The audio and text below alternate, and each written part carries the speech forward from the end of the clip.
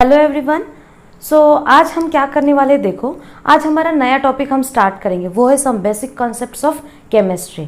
अब ये first lecture है तो आपको इंट्रोडक्शन तो देना पड़ेगा इस टॉपिक में, हम बेसिकली क्या क्या है और what is mean by that chemistry also.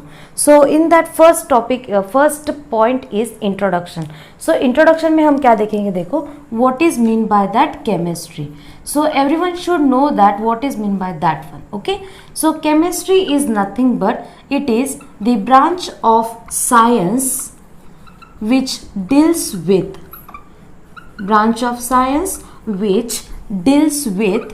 the study of अब इसमें किस बात का स्टडी होता है वो देखो, इसमें स्टडी होता है atom, molecule, different compounds as well as the structure of the compound. Okay, so यहाँ पे क्या हो देखो, compounds, their structure, properties as well as the rate of reaction.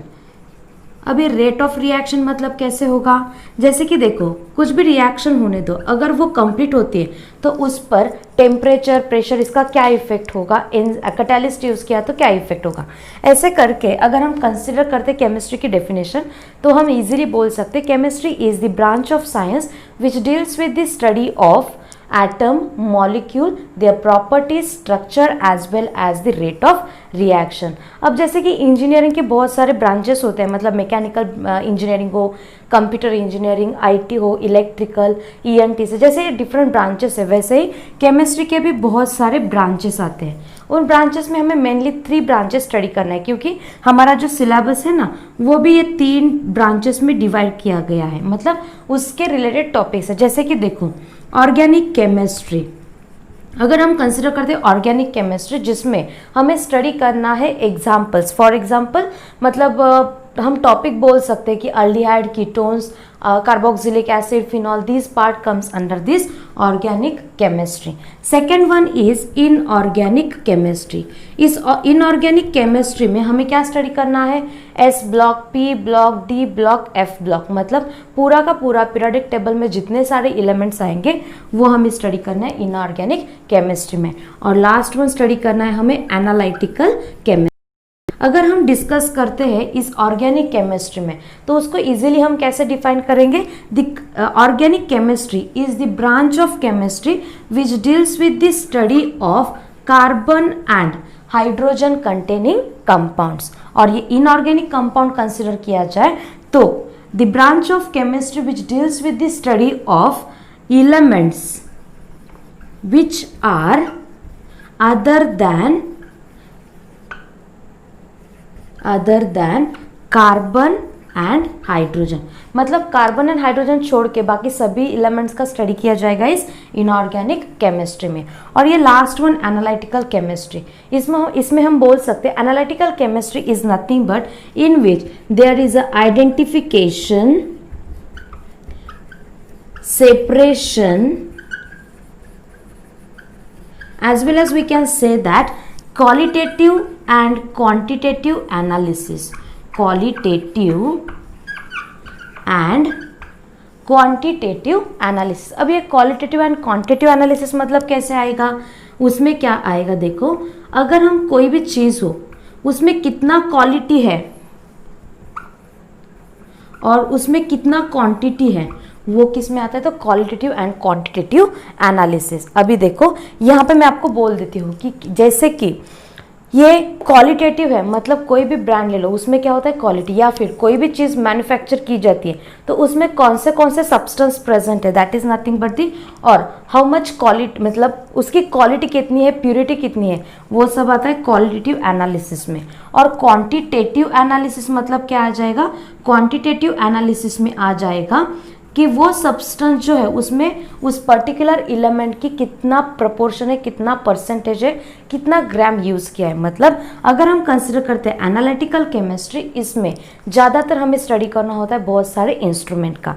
मतलब analytical chemistry is the branch of chemistry which deals with the study of identification, separation, purification, as well as in which there is a study of qualitative and quantitative analysis।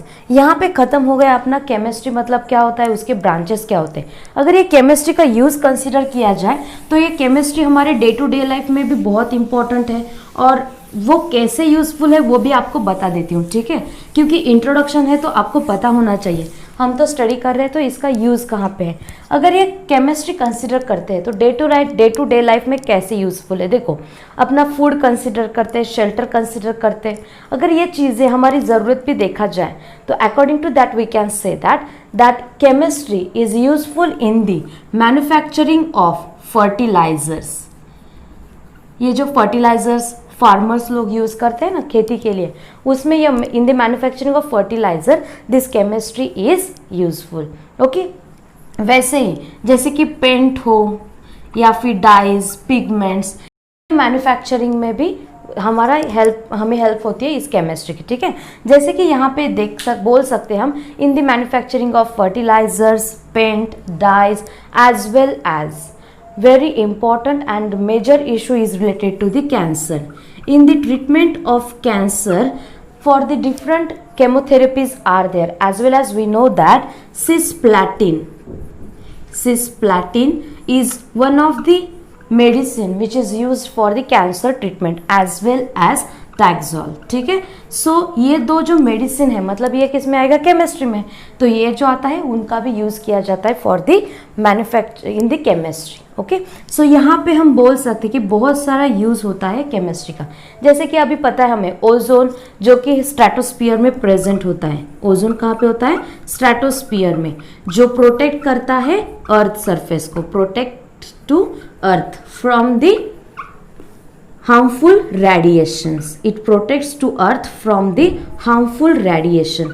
तो ये जो ozone layer है उसका depletion हो रहा है। Depletion मतलब क्या हो रहा है, उसका लेयर जो है ना वो थीन होता जा रहा है, मतलब thinning of ozone is taking place, that is also observed, it is because of CFC, मतलब क्लोरोफ्लोरोकार्बन की वजह से वो क्या हो रहा है, तो कम हो रहा है। ये सब स्टडी किस में किया जाता है, तो केमिस्ट्री। इसलिए हमें ये स्टार्ट करना है with the first topic, that is some basic concepts of the chemistry. So यहाँ पे हमारा खत्म होता है इंट्रोडक्टरी पार्ट। होप सो आपको ये जो मेरा टीचिंग मेथड है वो समझ में आ रहा हो, अच्छा लग रहा हो तो बहुत अच्छी बात है। और हाँ, चैनल को सब्सक्राइब करना, लाइक करना, वीडियोस को मत भूलिए। Thank you all of you.